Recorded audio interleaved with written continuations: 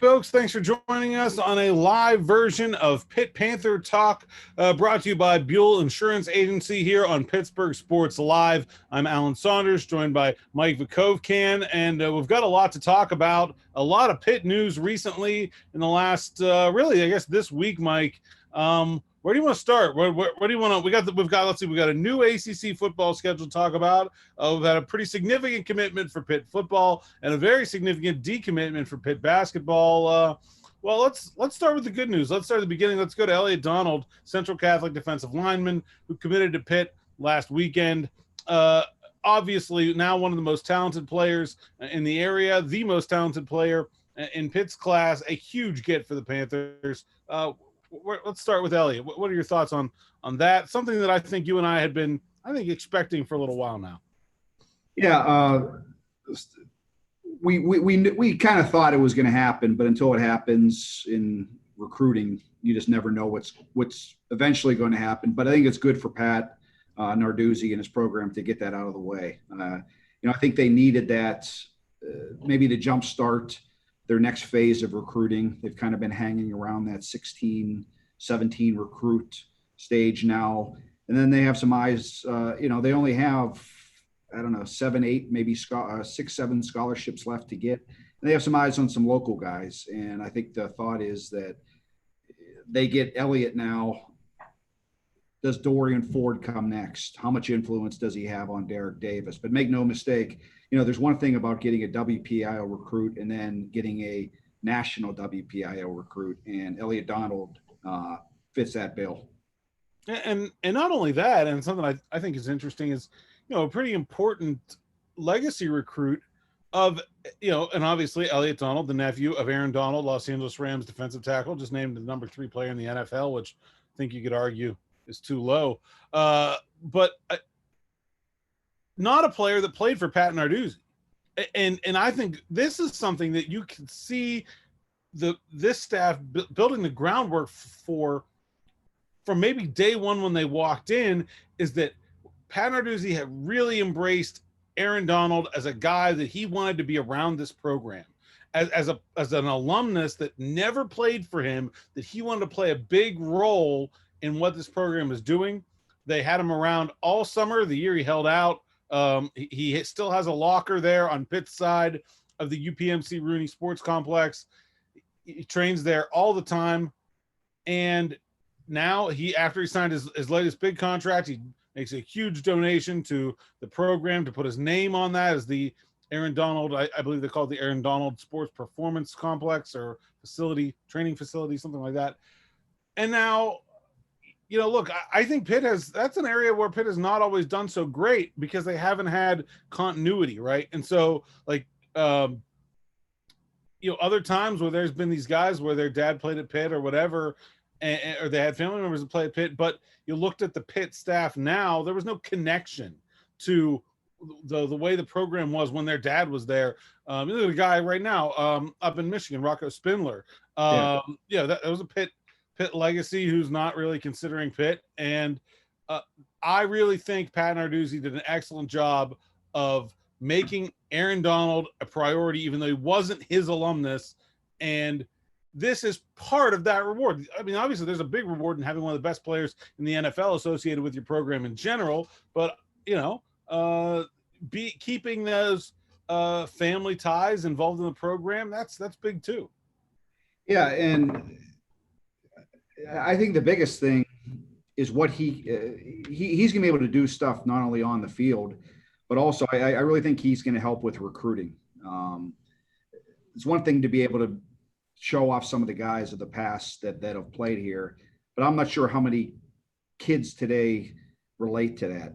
Every high school player now relates to Aaron Donald. They know who he is, and trust me, Pitt will showcase that, or they'll make mention of Aaron Donald as much as possible and bring up the connection. And then one other guy I forgot to mention, and as you mentioned, a legacy guy, is Khalil Dinkins, his dad, and they're trying to get him as well. So I think there's 3 big fish out there. Obviously, Derek Davis is going to be a tough get. I don't know how realistic, but I think they're in the fight. but I think Dinkins and Dorian Ford are very realistic, and I'm sure they want to get that. I'm curious for you, Alan. It's going to be brought up a lot. I've seen it already. Aaron even spoke up to one of the tweets regarding it. It's fairly or unfairly, this kid's going to be under some expectations. How do you see that? I'm sure Pat's going to try to downplay it, and he's going to, try not to make that up. But in a way, I almost feel bad for the kid because anything he does, or whenever you talk about the guy or the kid, his uncle is going to be brought up, and that's going to be a tough thing for him to have to go through. Well, I think it's something he's already been going through to this point, and he's done pretty okay with it.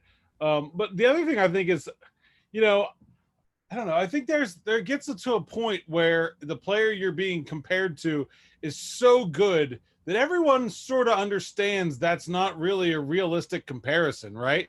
Like, let's just be honest, okay? The odds are very, very, very, very small that Elliot Donald is going to someday become the consensus best defensive player in the NFL for a generation. Let's just throw that out the window. Like, that's not a reasonable expectation for anyone. And so once you've done that, once you've said, well, he's probably not going to be as good as Aaron because no one's as good as Aaron, and that would just be insane to think that about anyone, then you can just, I actually think it becomes a little bit freeing where you just, okay, well, let's just see how good he can be. And I haven't seen that sort of the bad side of that legacy for him yet. Maybe it will happen. I guess maybe, if he turns out to be a player that's not the kind of impact player that most people think he's going to be at the next level. But I also think that those comparisons are well-founded in many ways, in that, look, this is not the early ages of college football or recruiting and ranking where maybe a famous name would get you by. Everybody has film on all these kids now. You don't get to be a 4-star recruit. You don't get to be a top 100 player in the country. You don't get to have 20-some Power 5 offers unless you are legitimately very good in your own right. It doesn't matter who your uncle is.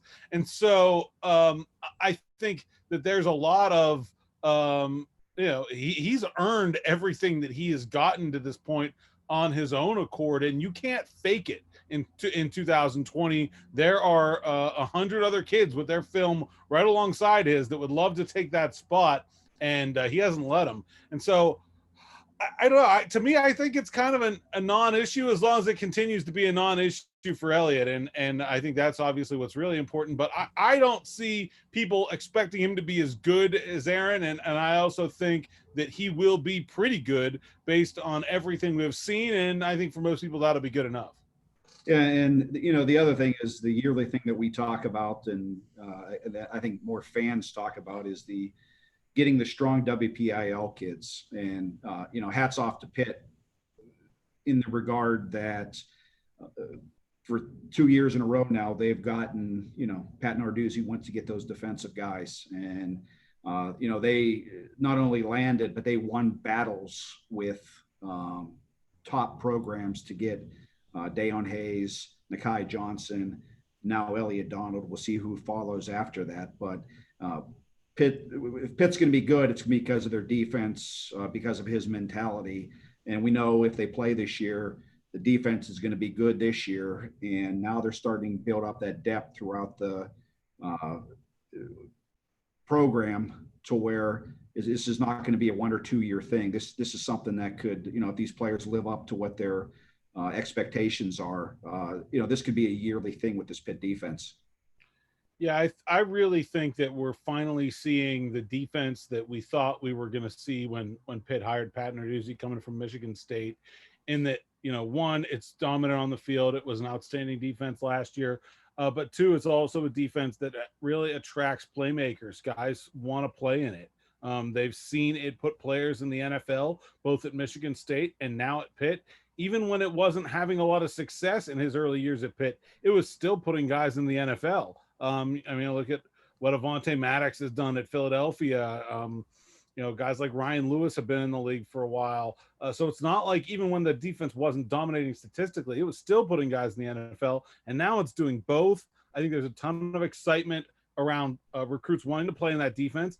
And that seems to line up to me with what Western Pennsylvania has done well right now. I mean, if you look at the last 10 years, I think most of the best players from Western Pennsylvania have been on the defensive side of the ball. And I think, look, it's an area where, we kind of have that blue collar toughness kind of mentality. I don't know. I think there's a lot of kids that like playing defense here. I think there's a lot of kids that idolized, guys from the previous generation, like Darrell Revis and players like that were on the defensive side of the ball. And if you look at the local defensive backs and defensive linemen in the last few classes, that's where the talent is. I mean, outside of Phil Dracovic, there hasn't really been a top quarterback in a while. There hasn't been a top running back in a while. I mean, I guess maybe Derek Davis ends up a running back, but it seems like most people think he's a defensive player. Wide receiver, I mean, there's been Tyler Boyd, but not really a player of that caliber since that's coming to the top of my head. And even then, he played quarterback in high school. So I think it's a place where things are starting to line up well for Pitt. And that doesn't mean that they have to get the WPIAL kids or that they can't get really good players elsewhere, because they obviously have gotten 3- and 4-star talent that's very impactful from all over the country. You look at their defensive line right now: Jalen Twyman from DC, Patrick Jones from Virginia, Rashad Weaver from Florida. They're getting them from all over. Keyshawn Camp from Florida as well. They're getting them from all over. But I think if they can have a defense that the top players really want to play in, that's putting players in the NFL, that is putting Pitt in the best position to keep the very best players home. And they haven't really been able to do that yet. They haven't gotten, one of the really high 4-star, 5-star kids from Western Pennsylvania, whether it was Dracovic or whether it was Lamont Wade a few years before that. Well, maybe it'll be Derek Davis this year, but I think that's the next step, is that if this defense continues to be dominant, you keep seeing top players wanting to play in it, that will be a reason for kids to stay home. And I think that was a reason that you saw Elliot Donald maybe, different than other top players that Pitt has gotten in the past, where a lot of the times when they've landed a kid, it was later in the cycle. Damar Hamlin made his decision a day before the signing day, I think, or something like that. Paris Ford committed early, but I think, this is a safe place for a local, especially defensive talent, to say, look, this is the best place for me. I get to play in front of my friends and family at home. I get to play for an elite defense, for a defensive coach with a proven track record, sending guys to the NFL. And you play next to the Pittsburgh Steelers every day. I don't know what more for a defensive perspective they have to offer. If they could get the offense to be at that level, that would be a big help as well. But yeah, I mean, I really think everything's coming together for this Pitt defense. You look at this line, especially. My goodness. I mean, we've talked a lot about how much they have coming into the 2020 season, and it's a lot, with the guys I just mentioned, plus a whole bunch of quality backups that all had experience last year. Guys like Deslin Alexander, John Morgan, Haba Baldonado, Devin Danielson has been coming on as another local player, a defensive tackle. Kalijah Cansey is a guy from Florida I really like there. But then Dayon Hayes is yet to be on campus. They've got Nakai Johnson and Elliot Donald coming in. My goodness. I mean, they're going to lose 4 starters after this season to the NFL in all likelihood, assuming guys have, what we expect and stay healthy. And they're going to be able to reload with what is still going to be a really good, really deep defensive line. That is starting to become, and maybe it's a bit premature because there's a lot of projection there. We're talking about guys that are in some cases still over a year from their first college snap in training camp, but that is starting to look like the kind of thing that can define a program and be really the backbone of everything they're trying to do. And it's at a position on the defensive side of the ball, that is where the top talent goes. That is where you can make the most impact. I think if you have a strong defensive line, that sets up every other thing you're doing on the defense. And it's really, really, it's going to be really good in 2020. And it doesn't seem to be getting and to be having any drop off going forward with the amount of talent they've gotten in that unit. And a big boost that I think they're also going to get is when recruits see the players that Pitt will get drafted this year and Paris Ford, that's something that the program will use to sell in recruiting as far as the kids. Look at this. When you have a handful of guys, assuming Paris Ford, Twyman, Patrick Jones are all high picks, that is something that the coaches will sell all these kids that they're trying to come in. And that's going to be a big deal come next recruiting class. The players that Pitt. The big news yesterday, Alan, is the schedule that came out. The ACC jumped ahead of everyone and made a plan. It's an aggressive one, and Pitt's schedule got changed around a little bit, adding to the schedule NC State, Louisville, and the headliner Clemson. They lose Duke, Virginia, North Carolina. When you look at that, it obviously, I don't think anyone's going to argue the fact that Pitt's schedule got tougher. There's no beating around that. They lost a good team in North Carolina, but Louisville's a team on the rise that could be the North Carolina of next year or the year after, if that Gary Satterfield continues to recruit like that. And then we know Clemson. Thoughts on that? And I wonder how Pitt landed Clemson. I wonder what the thinking is with the ACC of putting them in there. But for me, I'm not sure privately what the Pitt staff feels about it. I like seeing good football. So Pitt playing Notre Dame, Clemson, and that schedule, it's going to be tougher, yes, but from a fans perspective or from media perspective or however I want to look at this as, it's good games, and that's what I want to see. Yeah, I mean, all right, so I mean, a long way there, but let's start at the beginning. How much more difficult is the schedule? Well, let me count the ways. It is a lot more difficult. It is significantly more difficult. All right, let's break it down here. You trade a Duke for Boston College, which to me feels like pretty much a wash. But you go on the road to Boston College. You had Duke at home. Maybe Virginia, Boston College. Those were both road games. Maybe that feels like a wash. But then, okay, you're trading Duke for Louisville. I think Duke is the worst team in the conference. I think Louisville, like you said, is a team on the rise and a significant offense, especially, which will be challenging matchup for Pitt. You trade North Carolina for Clemson. I think North Carolina is very good, but Clemson is obviously better. As you went from having maybe the second best quarterback on the East Coast to the best quarterback on the East Coast, and going from Sam Howell in Carolina to Trevor Lawrence and Clemson. Listen, Carolina was going to be a hard game, but Clemson will obviously be slightly more difficult. And then you're trading, a non-conference game for an additional conference game in North Carolina State. They're not one of the top teams, but they'll be better than, say, Richmond or Marshall. So more difficult incrementally all over the place. Georgia Tech turns into a road game. I think that is a team that Pitt has struggled with at times over the years, even though they haven't been very good. And then, so the conference schedule gets harder. Now the Notre Dame game matters, though. I think that is something. I mean, Notre Dame stays on the schedule probably the same week at Heinz Field, but that went from being a game where if Pitt lost that game 52-10, they say afterwards, well, look, all our goals are still ahead of us, and it's fun to play Notre Dame, and it would have been fun to beat Notre Dame, but at the end of the day, what really matters is winning the Coastal Division. Yeah, well, now you got to beat Notre Dame if you want to, and the way that the there's no divisions now. There's no hiding from those good teams either. So not only does Pitt have to play Clemson, they're competing against Clemson for a spot in the ACC championship game, which they never were before. Not only does Pitt have to play Notre Dame, not only does that game count in the conference standings, they're competing directly against Notre Dame for a spot in the ACC championship game. And when I did not think Pitt was the favorite to come out of the Coastal. I thought North Carolina had a little bit easier path to come out of the Coastal Division, but Pitt to me would have certainly been right there, no worse than second. Now you stack them all up. You put Clemson in there, you put Notre Dame in there, you put Carolina in there.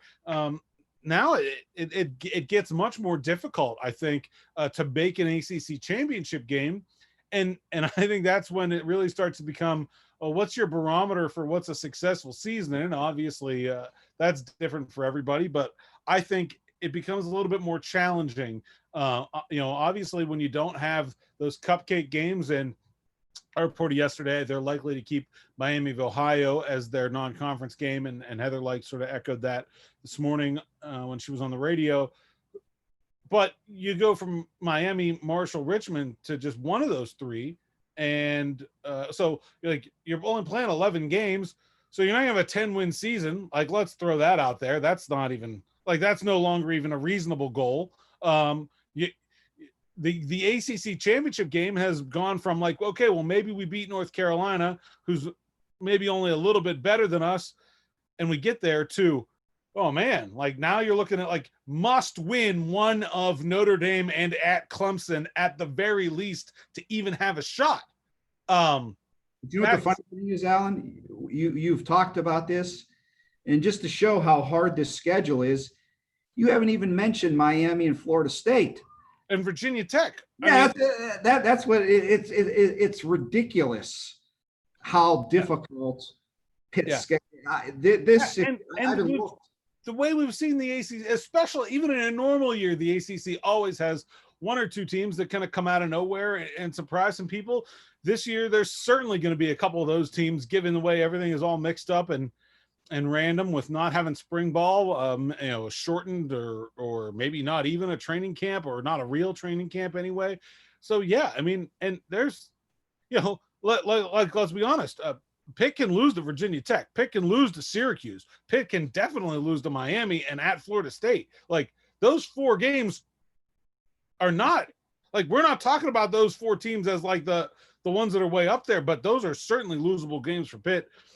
I think the schedule has become much more difficult, but I also do think that Pitt's experience and the fact that Pitt is returning every coach, starting quarterback, starting running back, starting wide receiver. I mean, really, you look at the whole team, the biggest question mark anywhere on the entire team of who's coming in and what they're going to do. I mean, there maybe isn't even one on, I guess, middle linebacker on defense, where I think we expect Chase Pine to fill in, and tight end, where they're going to put, where they had basically no contribution last year. So as long as Lucas Krull does 10% of what he's capable of, they'll be better than they were a year ago. This is a made football team already. So I do think that is a large advantage for them when you're looking at this kind of schedule. But look, I expect a lot of random things to happen in this college football season. If it does happen, we could see something like what's gone on with Major League Baseball, where not even all the teams get all their games if they do play. So, I mean, let's not go crazy with the doom and gloom projections at this moment, but I do think their schedule got significantly more difficult. But like you said, I'm here for it. I like. Yeah, me too. If I got to pick Pitt's schedule every year, I'd play Clemson every year. Why wouldn't you want that game? Why wouldn't you want to play Notre Dame every year? Well, I don't care if they beat Richmond by 100. That I don't ever want that game. Get rid of all the garbage cupcake. And look, Marshall. Okay, that's all right. They're a relatively close by opponent and a good kind of tune up game, or you want to play Miami instead, that's fine, whatever. You maybe got to have one of those, but I'm of the opinion that I would rather see some quality football and some of the top teams, especially considering, it's not like Pitt has any depth of history with most of their conference opponents. Like, you lose Duke and you're like, well, that was an easy win, but nobody's crying about not playing Duke this year. So whatever.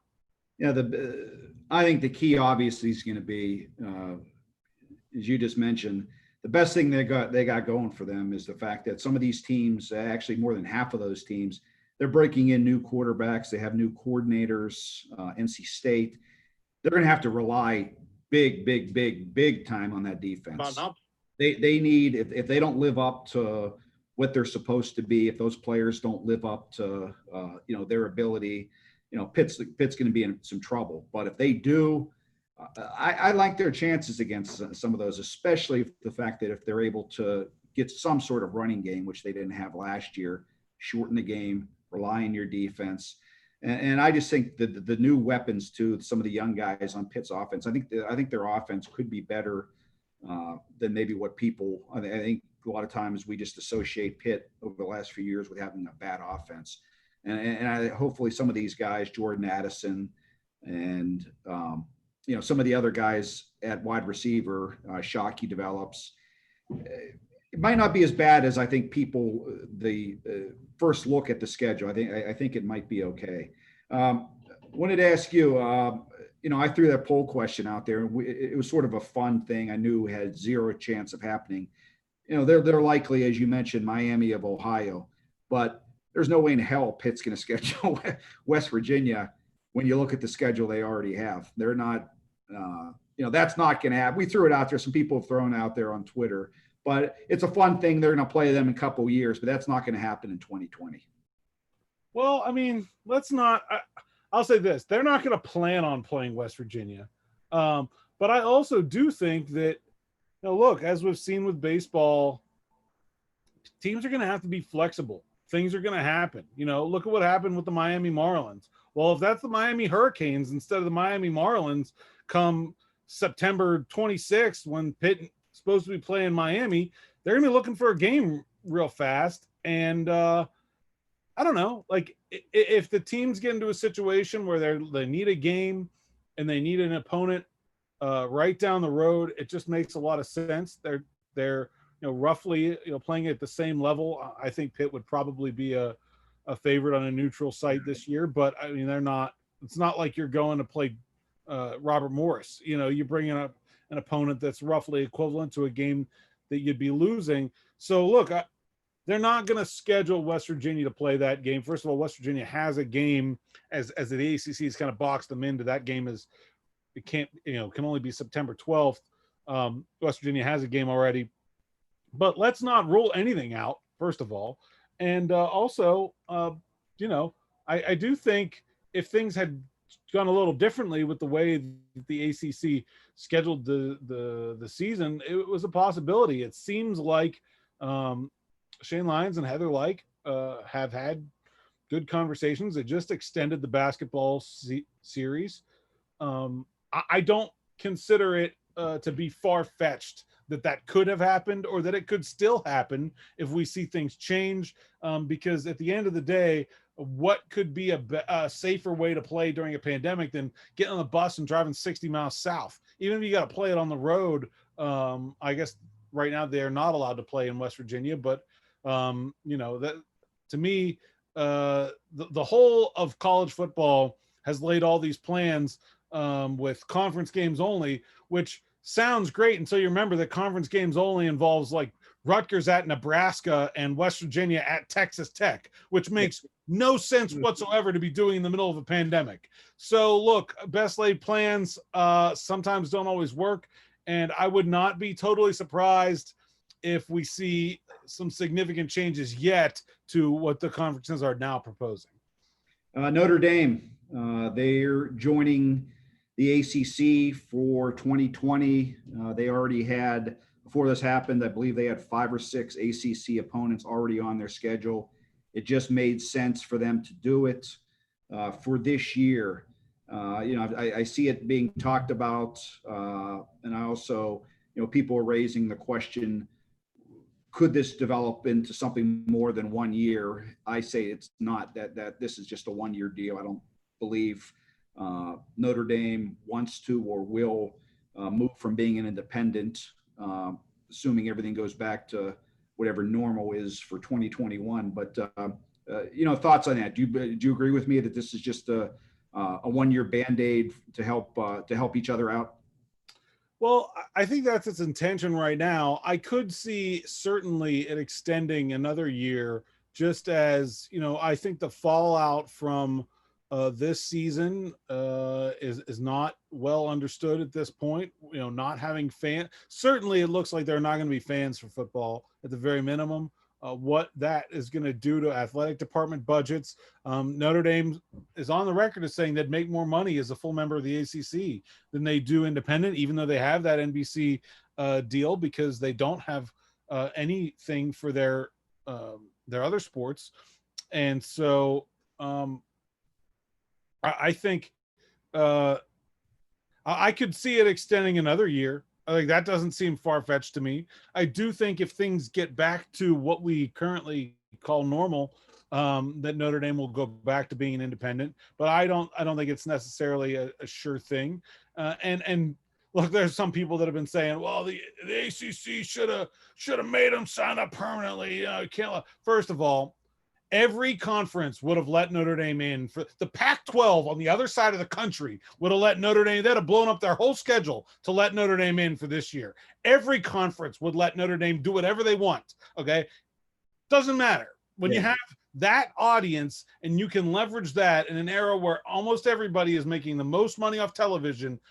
Notre Dame can do whatever they want, and every single conference will be like, yes, that's fine. Whatever you want to do. You want to play 5 football games, fine. You want to play 7, that's fine. You want to play 3, that's all. But literally whatever Notre Dame wants, that's what Notre Dame is going to get, and any conference would give it to them. So the idea that the ACC should have tried to play hardball with, a school that they've brought into their family and I think pretty successfully in basketball, especially in the middle of a pandemic, is just insane. ACC says, you got to sign up for us full time, and then 20 minutes later, Notre Dame has the same deal they wanted with the Big Ten, literally 20 minutes later. So, that's crazy talk. Notre Dame has all the cards, and if some conference ever is able to lure them into being a full-time member, it will be a massive financial windfall for that league. And so whatever you do between now and then to keep them happy is what you do, especially if you're the outgoing ACC commissioner and John Swofford. That is not the move you want your legacy to be, is pissing off Notre Dame right before you're retired and then they never come back. Crazy talk. Let them in, let them do whatever they want. I'd have let them in without the TV money. I think it would have been worth it anyway to give them even access to the Orange Bowl for this year. It probably would be a net positive for the ACC schools when it comes to, you take Wake Forest against,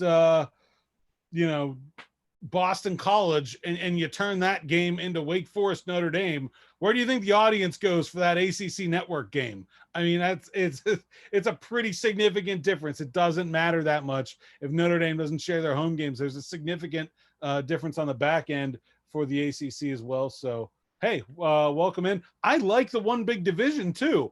We talked about how it impacts Pitt, and it makes it more difficult for them to get to an ACC championship game. But in a conference that has struggled with having nationally relevant teams, can you imagine if one of these years where Clemson has been really good, that Florida State was also really good, but just they lost to Clemson in a heartbreaker, so that Clemson was 12-0 and Florida State was 11-1, but the ACC championship game ended up being 12-0 Clemson against a 7-7 team from the Coastal. Like, that would have been horrible. And it's just been pure fortune that hasn't happened. But I like this a lot better for a conference that maybe has a chance to elevate another team to a national profile besides Clemson.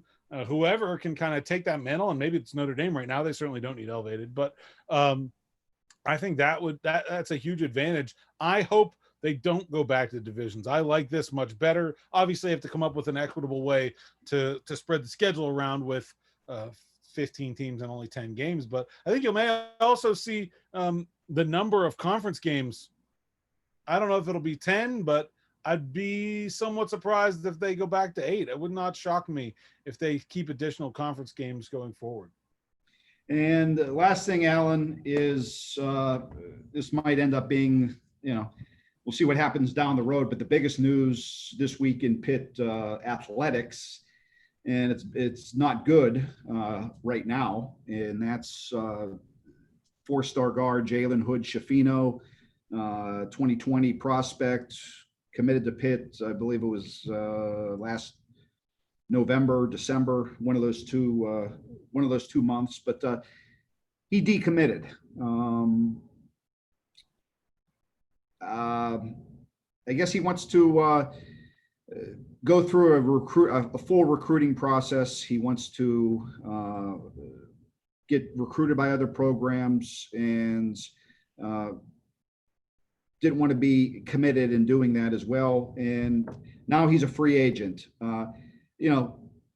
Like talking about the Pitt schedule being difficult, there's no way to put a good spin on this. When you lose a top national recruit, Jeff Capel has been trying to get those players since he's got here.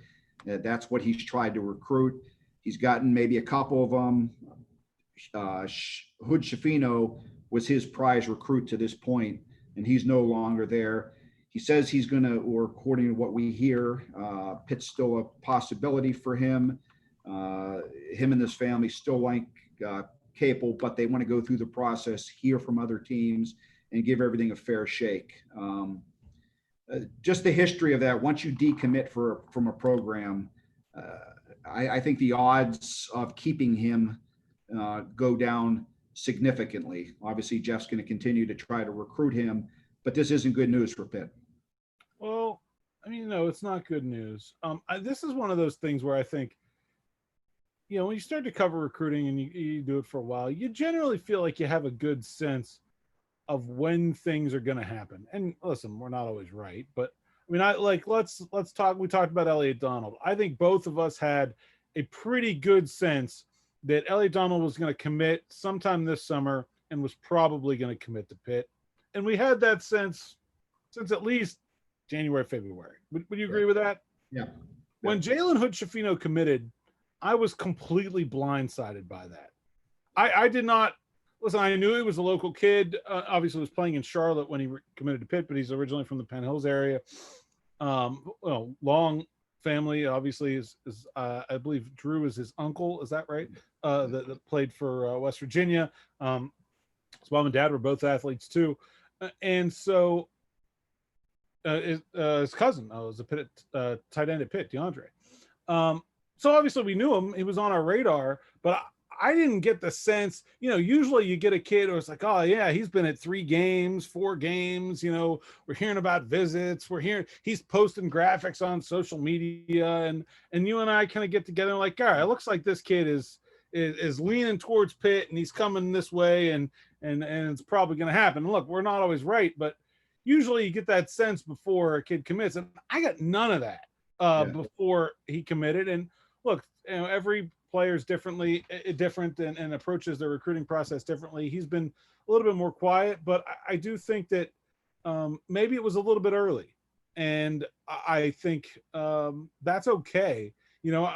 I would, if I was a coach and I was Jeff Capel, I would rather find out now that maybe it was a little bit early than think you got him in the bag up until signing day and then not. I think that it's now at the point where, I mean, he's a 2022 commit, right? I mean, that's a long way away. So it's not like Jeff Capel's not going to be able to replace him in this class.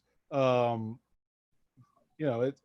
sort of it was a nice get for Pitt to have that highly rated of a player and kind of have that, hey, we got this big one coming kind of enthusiasm for the fans. But from a Frank standpoint, lose somebody that far off, it's not really a loss until we see what happens. I mean, a year and a half from now, could be thinking like, wow, Pitt didn't hurt Pitt at all. They ended up with this other kid who's also really good, or maybe Jalen Hood-Schifino changes his mind and ends up at Pitt, or maybe not. I don't think it's certainly not like a doom and gloom kind of situation.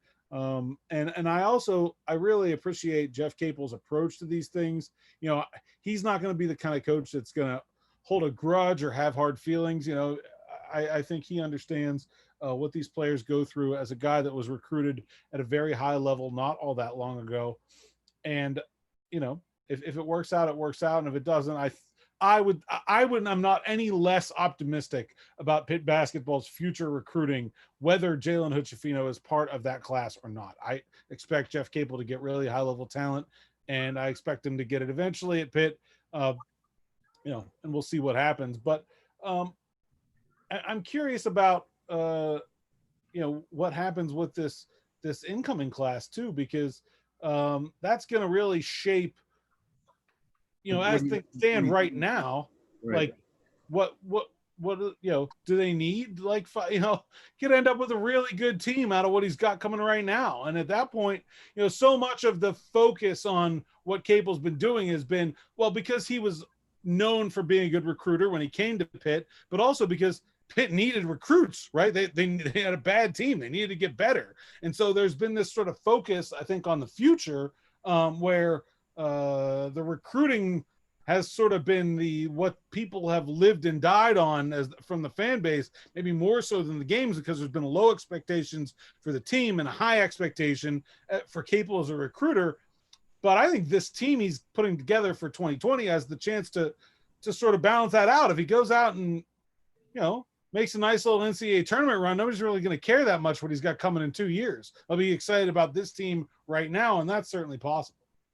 Yeah, as far as this year, things are going to be quiet, right? As far as recruiting, because they don't have, as of right now, who knows what's going to happen in the future as far as possible departures. But I don't expect a lot of 2021 news as far as recruiting, because he's going to have to be very selective on what he gets, because what's he have, 1 or 2 scholarships for this upcoming class. He took a lot last year, and pretty much the whole roster is comprised of underclassmen. So there's not going to be, I don't look for a lot of recruiting news this coming season, right?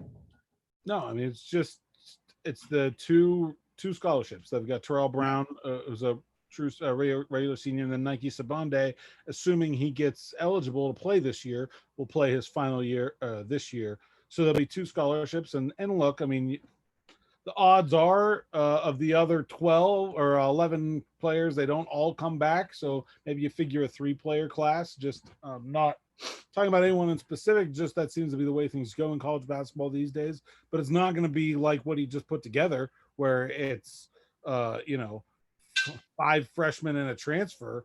Certainly not going to be anything like that.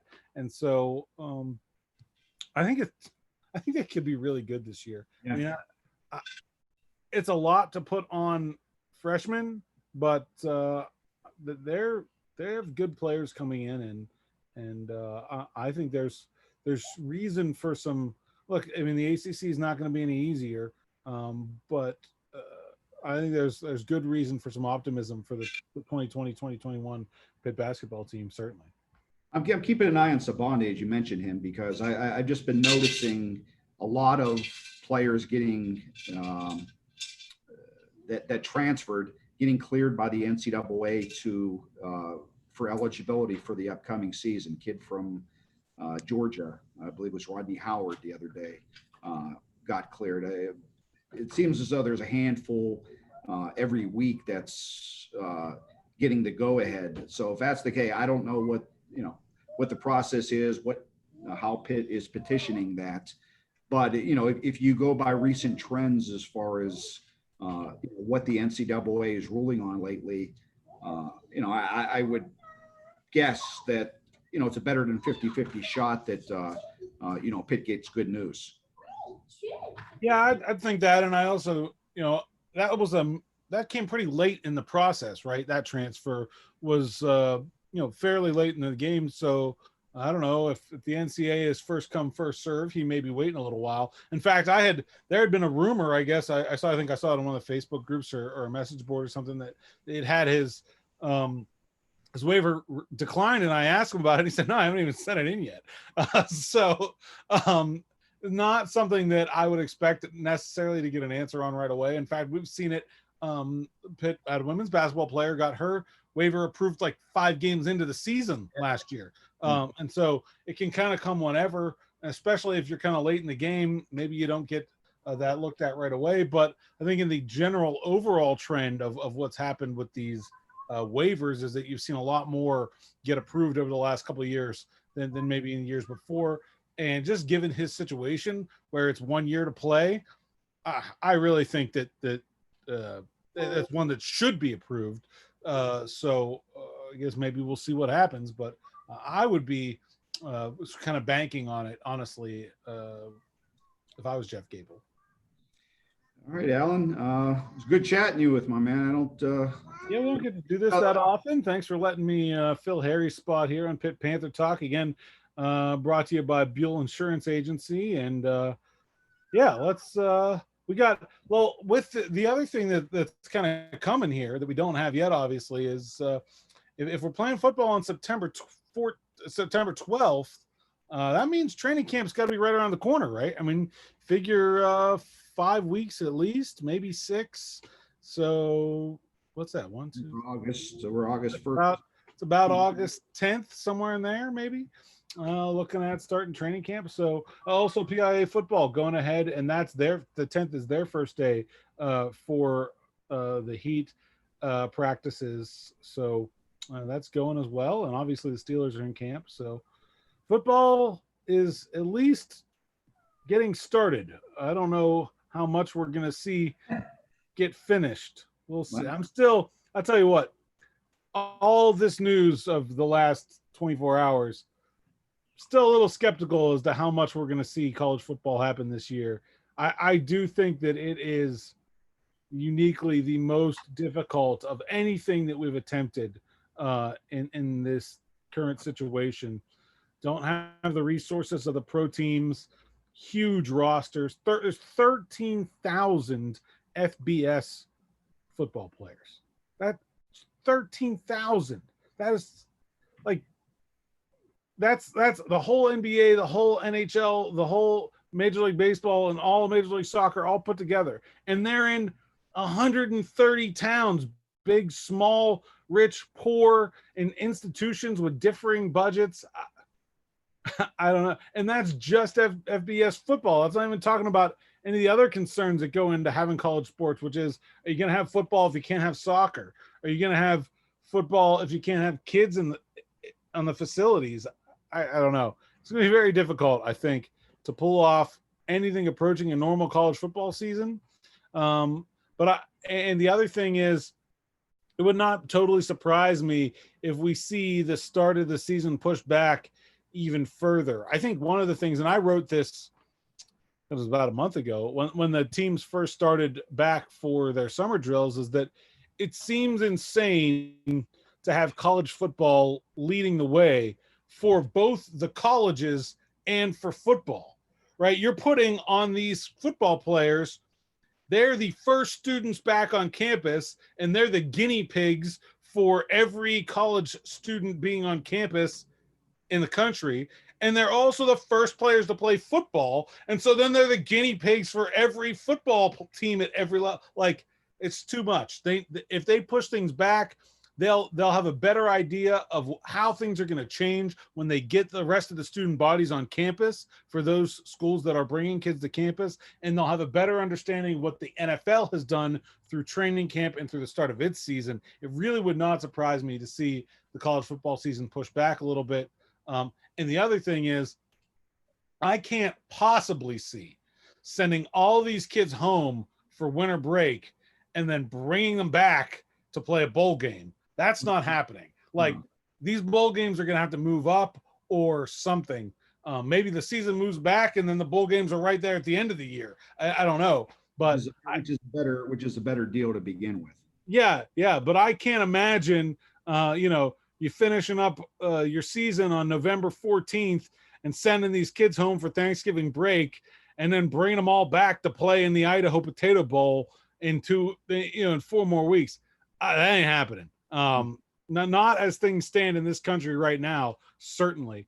And I think that is also like the single biggest factor in whether or not college football will be successful. Has nothing to do with any of the people in college football. It will simply be if the country can get a better handle on the virus and reduce community spread in the places where college football players live and college football players go to school. That's the number one factor. And these schools and the athletic directors and the presidents have zero control over whether that happens or not. All right, my man.